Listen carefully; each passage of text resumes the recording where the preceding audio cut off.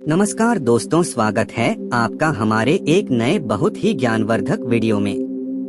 मित्रों, गरुड़ पुराण में हमें अपने जीवन और मरण के बारे में कई रहस्य जानने को मिलता है, जिसे जानकर हम अपने जीवन को सुधार सकते हैं। तो आइए आपको इस वीडियो के माध्यम से बताते हैं कि गरुड़ पुराण क्या है, गरुड़ पुराण में क्या लिखा है। दोस्तों, वीडियो शुरू करने से पहले आप लोगों से एक रिक्वेस्ट है कि आप लोग क्या वीडियो पूरा देखेगा, क्योंकि आधा अधूरा वीडियो देखने से आपको कोई भी ज्ञान नहीं प्राप्त होगा। इसलिए हमारी इस वीडियो को लास्ट तक जरूर देखें। तो देरी ना करते हुए वीडियो को शुरू करते हैं। शास्त्रों में बताया गया है कि जिस किसी ने भी जन्म लिया है वो एक न एक दिन मृत्यु को अवश्य ही प्राप्त होता है। ऐसे में हमारे हिंदू धर्म में मृत्यु के बाद की कुछ परंपराएं ऐसी होती हैं, जिनका पालन मृतक के परिवार वालों को अनिवार्य रूप से करना होता है। इन्हीं परंपराओं में से एक होता है, जब किसी मृत्यु होती है तब मृतक के घर पर नियमित गरुड़ पुराण का पाठ करवाना चाहिए। लेकिन प्रश्न यह उठता है कि आखिर यह गरुड़ पुराण क्या है, गरुड़ पुराण में क्या लिखा है। आज हम आपको 7 ऐसे अति महत्वपूर्ण बातें बताएंगे, जिससे कि आपको गरुड़ पुराण की महत्ता का ज्ञान हो जाएगा।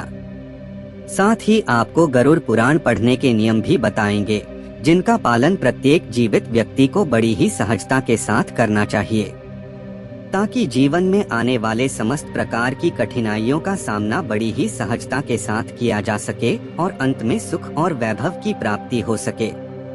गरुड़ पुराण में बताया गया है कि जिस किसी की भी मृत्यु होती है, उसकी आत्मा लगभग 13 दिनों तक उसी घर में निवास करती है, जब तक कि पगड़ी की रस्म पूरी न की हो जाए।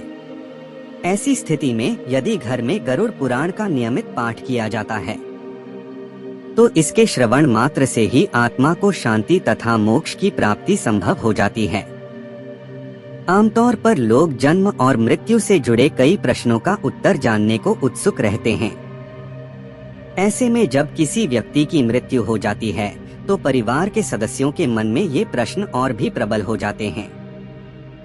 ऐसी दशा में इस पुराण के श्रवण मात्र से ही मन की जिज्ञासाएं शांत होती है, क्योंकि इसमें इन्हीं सब प्रश्नों के उत्तर बताए गए हैं। गरुड़ पुराण का प्रारंभ मनु और सृष्टि की उत्पत्ति से होता है। तत्पश्चात इसमें अन्य पुराण कथा बताई गई है। साथ ही साथ इसमें भगवान विष्णु की भक्ति और उपासना का महत्व बताते हुए उनके 24 अवतारों का संक्षिप्त वर्णन किया गया है। इसके अलावा नवग्रहों के मंत्र, शिव, पार्वती, इंद्र, सरस्वती और 9 शक्तियां की जानकारी भी बताई गई है। मूल रूप से यदि देखा जाए तो गरुड़ पुराण को 2 भागों में बांटा जा सकता है। इसके प्रथम भाग में श्रीहरि की भक्ति और उपासना का महत्व बताया गया है, जबकि दूसरे भाग में जन्म और मृत्यु के रहस्यों का सुंदर चित्रण प्रस्तुत किया गया है। इस पुराण में अलग अलग नरक का वर्णन मिलता है।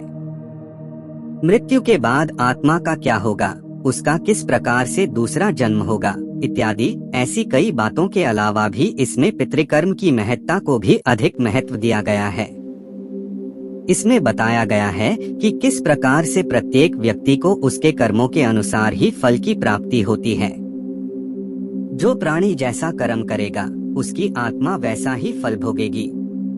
शायद इसलिए इस ज्ञान को प्राप्त करने के लिए किसी की मृत्यु के बाद का उपचार निर्धारित किया गया है, ताकि उस समय मृतक की आत्मा सहित अन्य सभी लोग जन्म और मृत्यु इससे जुड़े रहस्यों को यथोचित ढंग से जान सकें।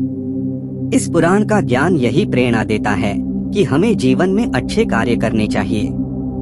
हम सभी जानते हैं कि जो जैसा करता है वैसा ही भरता है। यह सृष्टि का नियम है और यही बात इस पुराण में भी की गई है। यदि संक्षिप्त में कहा जाए तो गरुड़ पुराण में बताए गए रहस्यों को समझने के बाद मृतक की आत्मा सहित परिवार वालों को दुख सहने की शक्ति मिलती है और वे जीवन में आगे बढ़ने के लिए प्रेरित होते हैं। इसके अलावा इसमें जीवन से जुड़े 7 ऐसे महत्वपूर्ण नियम बताए गए हैं, जिनका पालन प्रत्येक व्यक्ति को बड़ी ही सहजता के साथ करना चाहिए। वह कुछ इस प्रकार है। गरुड़ पुराण मृत्यु के बाद मरणासन्न व्यक्ति के कल्याण के लिए किए जाने वाले कर्म। नंबर 1, गरुड़ पुराण के नीतिसार में बताया गया है कि शत्रुओं से निपटने के लिए हमें सतर्कता और छात्रों का सहारा लेना चाहिए। कुछ शत्रु हमें लगातार ही नुकसान पहुंचाने का प्रयास करते रहते हैं। ऐसे में यदि हम चतुरता नहीं दिखाएंगे तो हमें अपने व्यापार पेशे से लेकर अन्य किसी भी रूप में नुकसान उठाना ही पड़ेगा। इसीलिए इस पुराण में बताया गया है कि जैसा हमारा शत्रु होगा उसकी ठीक ढंग से पहचान करके हमें उसी के अनुसार अपनी कुटिल नीतियों का उपयोग करके उस पर काबू पाना होगा। नंबर 2, यदि आप धनवान और भाग्यशाली बनना चाहते हैं तो जरूरी है कि आप साफ सुथरे एवं सुगंधित वस्त्र पहने। इस पुराण के अनुसार उन लोगों का सौभाग्य नष्ट हो जाता है जो गंदे और मैले कपड़े पहनते हैं। ऐसे लोगों के पास कभी लक्ष्मी नहीं आती है तथा उनके घर में दरिद्रता का निवास हो जाता है। कई बार ऐसा भी देखा गया है कि जो लोग धनवान और सभी सुख सुविधाओं से संपन्न होते हैं परंतु फिर भी गंदे वस्त्र पहनते हैं तो धीरे धीरे से उनका धन नष्ट होने लगता है। नंबर 3, किसी भी लक्ष्य को हासिल और महारत हासिल करने के लिए उसे सीखने और उसके निरंतर अभ्यास से ही उसमें पारंगत हुआ जा सकता है। निरंतर अभ्यास करते रहने से कोई भी व्यक्ति बुद्धिमान बन सकता है, परंतु इसके ठीक विपरीत यदि अभ्यास का अभाव हो तो अच्छी से अच्छी विद्या भी एक न एक दिन नष्ट हो जाती है। अर्थात समय बीतने के साथ ही हमारा मन और मस्तिष्क उन बातों को भूलने लगता है। इसलिए इसमें बताया गया है कि ज्ञान और विद्या को सुरक्षित रखने के लिए हमें सदैव उसका अनुसरण और अभ्यास करते रहना चाहिए। नंबर 4, भोजन ही हमें ताकत देता है और भोजन ही हमें निरोगी बनाता है। अर्थात भोजन ही हमारी ऊर्जा का मुख्य स्रोत है। हमें ज्यादातर बीमारियां भी भोजन की वजह से ही होती है, परंतु यदि हम संतुलित आहार ग्रहण करेंगे तो हमें निरोगी काया प्राप्त होगी। इसलिए हमें सदैव सुपाच्य भोजन ही ग्रहण करना चाहिए, क्योंकि ऐसे भोजन से हमारा पाचन तंत्र ठीक से काम करता है और ऊर्जा पूर्ण रूप से शरीर को प्राप्त होती है। नंबर 5, एकादशी व्रत को ग्रंथों और पुराणों में श्रेष्ठ बताया गया है। गरुड़ पुराण में इसकी महत्ता का बखान विस्तार से किया गया है। जो प्राणी एकादशी व्रत करता है वो सभी प्रकार के कष्टों से बचा रहता है, साथ ही साथ उसका दुर्भाग्य सौभाग्य में बदल जाता है। नंबर 6, तुलसी की महत्ता का बखान लगभग सभी पुराणों में भली प्रकार से किया गया है। तुलसी को घर में रखने से लगभग सभी प्रकार की नकारात्मक ऊर्जा नष्ट हो जाती है। इसका प्रतिदिन सेवन करने से मनुष्य कई प्रकार के रोगों से बचा रहता है। इतना ही नहीं, तुलसी को अपने आंगन में लगाने से सौभाग्य आने लगता है और कई अवरुद्ध रास्ते खुल जाते हैं।